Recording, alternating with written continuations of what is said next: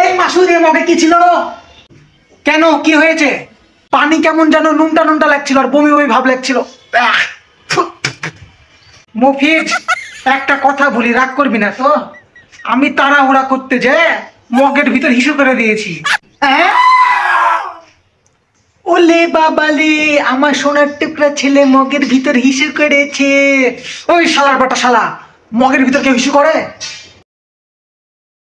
এত জায়গা থাকতে তুই মগের ভিতর পেশাব করেছিস কেন?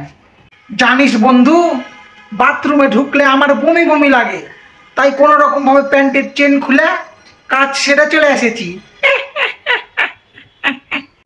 এরপর যদি তুই মগের ভিতর পেশাব করিস তো নুনুতে কষ্টে লাগিয়ে দিব, তখন মুখ আটকে মরবি শালা। তোর যদি এতই গন্ধ গন্ধ লাগে তাহলে তোর বাবাকে বলিস কোনো ভিআইপি ছাত্রাবাসে তোকে শিফট করতে।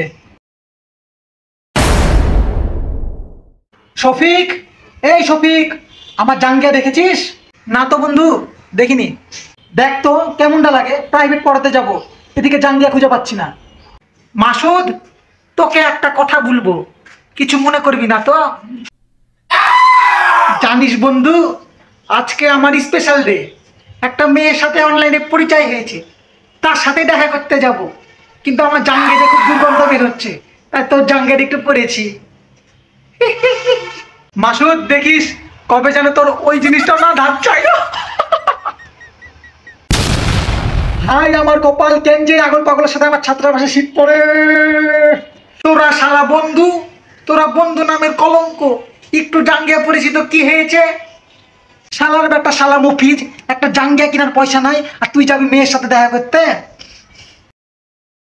শালাই মনে হয় রেস্টুরেন্টে গিয়ে বলবে আজকে আমার পকেট ফাঁকা, কালকে হবে বহু টাকা, আজকে বিলটা তুমি দিয়ে দাও।